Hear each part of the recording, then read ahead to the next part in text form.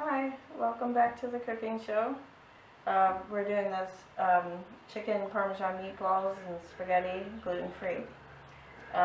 If you've gotten your directions, you know you can use a mini muffin pan or you can put it on a baking sheet with parchment paper if you want bigger meatballs.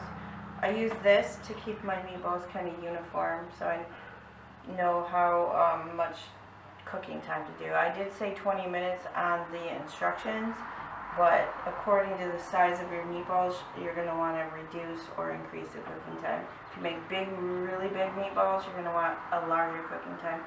And if you have the smaller meatballs, like I would recommend for this muffin pan, maybe 12 minutes, because they won't take that long to cook. So if you've done the pizza recipe, you already know this. You need your cube chicken. So we're going to put that in here in the food processor. And I've already washed my hands and put my hair up because my hair is really long and it kind of falls out in the food if I don't. So that's icky. No one wants the hair in the food. So you put the chicken, the parmesan, and the seasonings, according to the directions, into this food processor and pulse it. Does anyone have any questions? We can pause right now.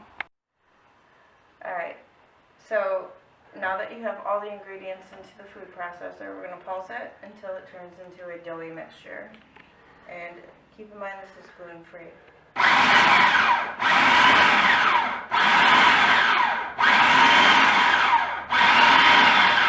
Such lovely hands.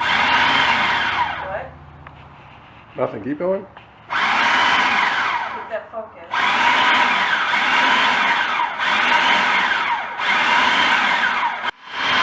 Your action.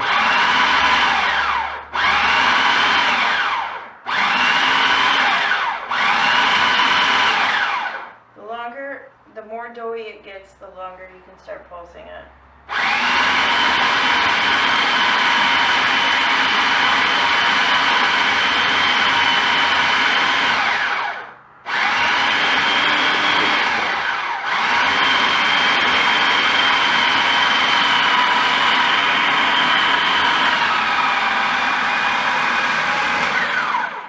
We're getting right into the product. Take a spoon in there and move it around a little bit. I got a little problem here. So A little bit of a problem. Did you just put Go, that? keep going.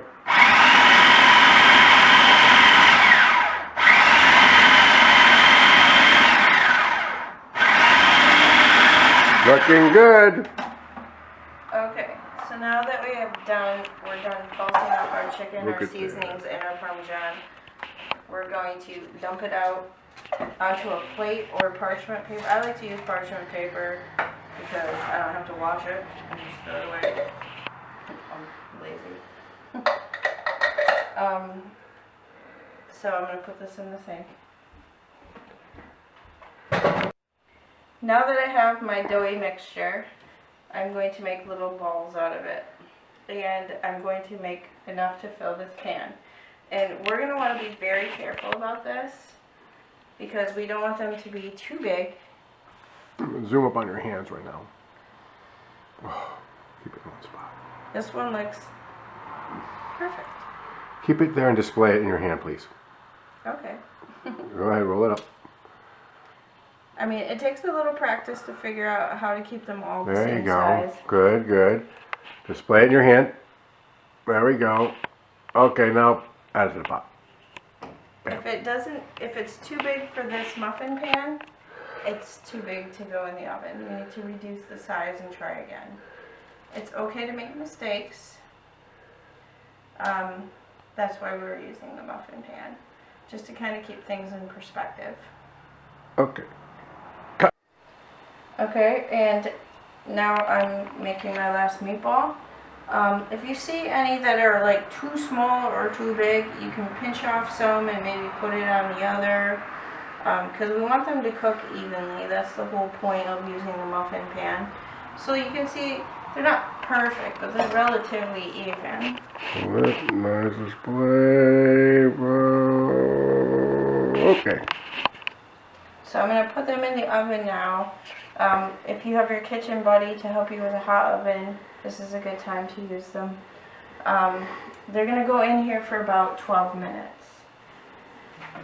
Oh, nice kitchen. Meatballs, take 2. Action. So I finished my meatballs. They cooked for 12 minutes. They're nice and golden brown. I'm going to transfer them to this parchment paper. Bingo. And still stay there. And now we're gonna take this and use this to put them into the sauce. So I'm gonna bring this over here. And my sauce has been heating already. I mean, my pan lid's hot. So my sauce has been heating and simmering. So I'm going to put the meatballs right into the sauce and let them simmer for a little while we cook the noodles. I don't know, that handle should be pointed that way. Ah, some of them have a stink. It's okay, my hands are clean. So I'm going to throw them into the pan. And then we're going to put the lid back on and just let them keep simmering while we cook our noodles. As you can see, my water has been boiling, and I'm going to put my noodles in next. I am using, as I recommended, Banza spaghetti made from chickpeas because it is gluten-free and it is full of protein. Look at all that protein. Raw. Yeah. Can't look at all that protein. No.